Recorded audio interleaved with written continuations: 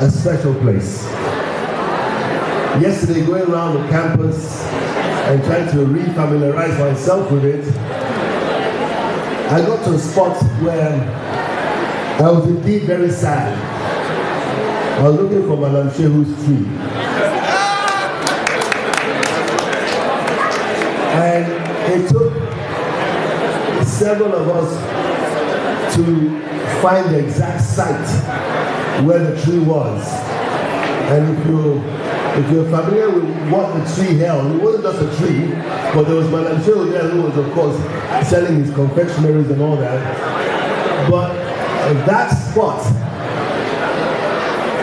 was probably the most revered site in all of this school. Those of you who know, know. Those who don't know, find out from those who know. So I was proposing that we should go pour some libation there at the tree in honor of what the tree stood for. And you know, this is where history counts. I'm really saddened that that tree and that spot was taken away. If I don't know who was principal there when it happened, but I'm not sure if the debate had been brought to the alumni of the school, it would have passed. There's no way it would have allowed Madam Shehu's tree to be taken away from there. You know, here, Sokoto taught us a lot of things. It taught us how to deal with a harsh climate. From those of us who came from the south, I arrived in January 1973, which was the thick of the Hamatan. Coming from Lagos, which was warm and moist, to Sokoto that was dry, arid. It was a world of difference. But in that difference, we learned a lot of things. We learned engineering. For instance, to cool our water, we would wrap toilet paper around the bottles and leave by the windows.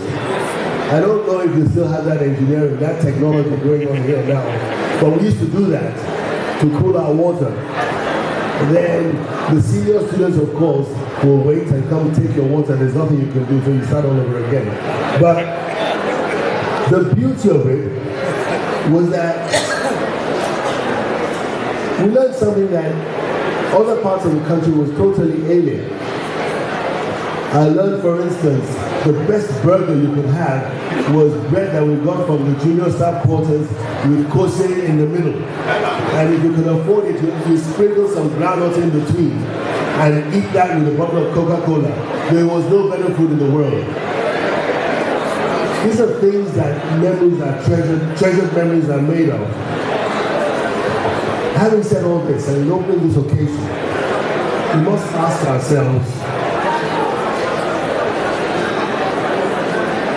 what is the future of federal government colleges in Nigeria? There are well over 100 of them throughout the length and breadth of our nation. Today, they don't represent the diversity as they did in our time.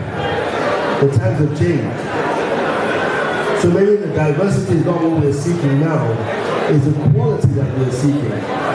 So if I may, to start a debate that maybe the USOSA will take on, converting these federal government colleges to STEM schools, science, technology, engineering, and mathematics, where we train the best of our students in that area.